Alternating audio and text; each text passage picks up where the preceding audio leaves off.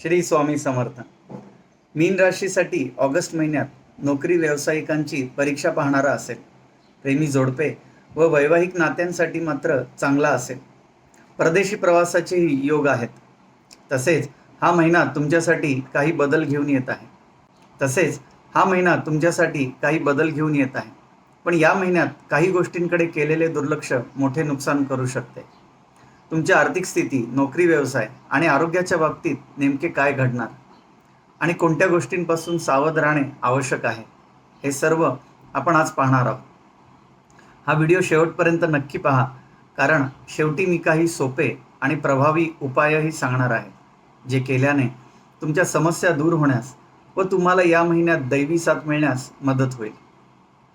आणखी एक महत्त्वाची बाब, इथे दिलेली माहिती फलादेश हा तुमच्या चंद्र राशीवरून सांगितलेला आहे, परंतु तुमच्या वैयक्तिक कुंडलीतील ग्रहस्थिती, ग्रहयोग, महादशा, तुमची लग्न राशी यानुसार फलादेशात मोठा फरक पडू शकतो. तुम्हाला वेगळ्या परिस्थितीला सामोरे जावे लागू शकते. वैयक्तिक कुंडलीवरून मार्गदर्शनासाठी तुम्ही स्क्रीनवर दिलेल्या व्हॉट्सॲप नंबरवर मेसेज करू शकता. चला तर मग सर्वात आधी पाहूयात या महिन्याची मुख्य ग्रहस्थिती. सूर्यदेव महिन्याच्या सुरुवातीला कर्क राशीत असतील आणि 17 ऑगस्ट रोजी ते स्वतःच्या सिंह राशीत म्हणजे तुमच्या षष्ठ स्थानात प्रवेश करतील, जिथे आधीच केतूही आहे. मंगळ 2 ऑगस्टला मिथुन राशीत तुमच्या चतुर्थ स्थानात प्रवेश करेल. बुध पूर्ण ताकदीने 5 ऑगस्ट रोजी कर्क राशीत व नंतर 22 ऑगस्ट रोजी सिंह राशीत म्हणजे तुमच्या षष्ठ स्थानात प्रवेश करेल, जिथे आधीच सूर्य व केतूही आहेत. व्यवसायातील देण्याघेण्याच्या व्यवहारांवर याचा नक्कीच परिणाम होईल. गुरुग्रह त्याच्या उच्च राशीत असतील. शुक्र 1 ऑगस्टलाच कन्या राशीत म्हणजे तुमच्या सप्तम स्थानात प्रवेश करेल.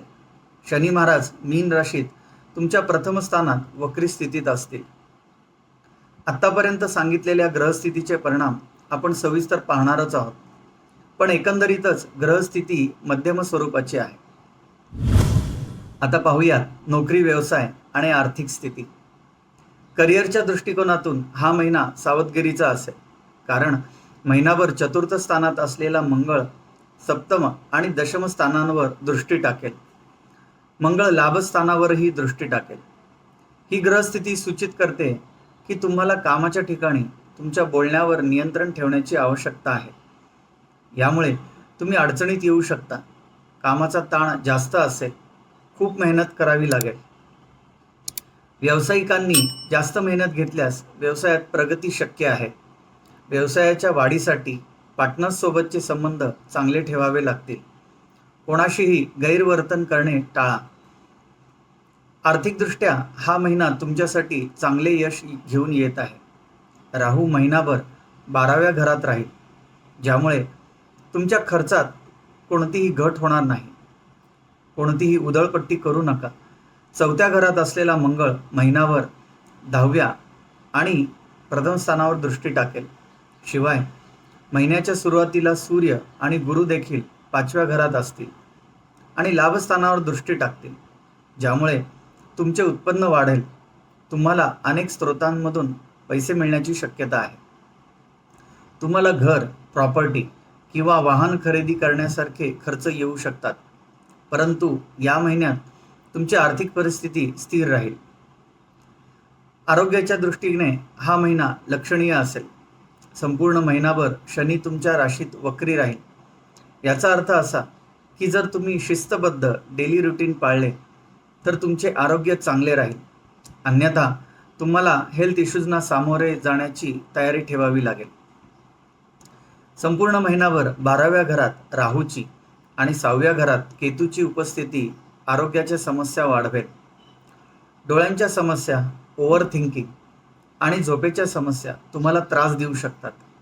या व्यतिरिक्त पोटासंबंधी, ॲसिडिटी आणि मोठ्या आतड्याशी संबंधित समस्या त्रासदायक ठरू शकतात.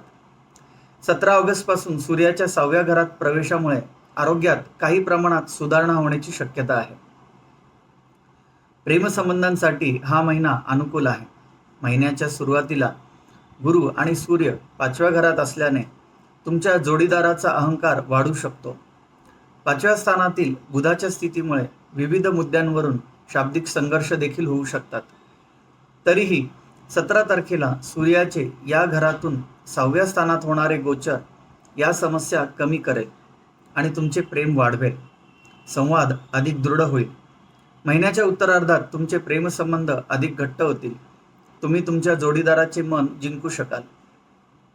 विवाहितांसाठीही शुक्राची 7व्या स्थानातील उपस्थिती तुमचे प्रेमसंबंध अधिक दृढ करेल. तुम्हाला तुमच्या जोडीदाराबद्दल प्रेम वाढेल. तुमच्या नात्याचे महत्त्व ओळखून एकमेकांबद्दल प्रेमाची भावना जपा, ज्यामुळे तुमचे नाते अधिक परिपक्व होण्यास मदत होईल. कौटुंबिक बाबींसाठी हा महिना चांगला आहे. द्वितीय स्थानाचा स्वामी मंगळ महिनाभर चतुर्थ स्थानात राहील आणि महिन्याच्या सुरुवातीला चतुर्थ स्थानाचा स्वामी बुध याच्याशी युती करेल. यामुळे कौटुंबिक बाबींमध्ये काही संघर्ष निर्माण होऊ शकतात, परंतु कुटुंबाचे उत्पन्नही वाढेल. मालमत्ता खरेदी होण्याची शक्यता आहे. मंगळाच्या चतुर्थ स्थानातील स्थितीमुळे प्रॉपर्टी किंवा घराशी संबंधित कामात यश मिळू शकते.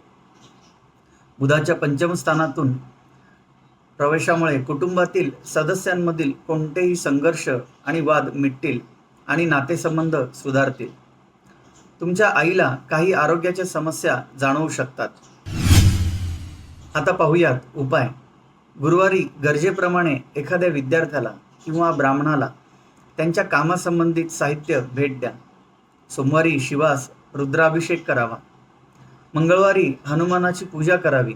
त्यांना गोड विड्याची पाने, लाडू अर्पण करावेत.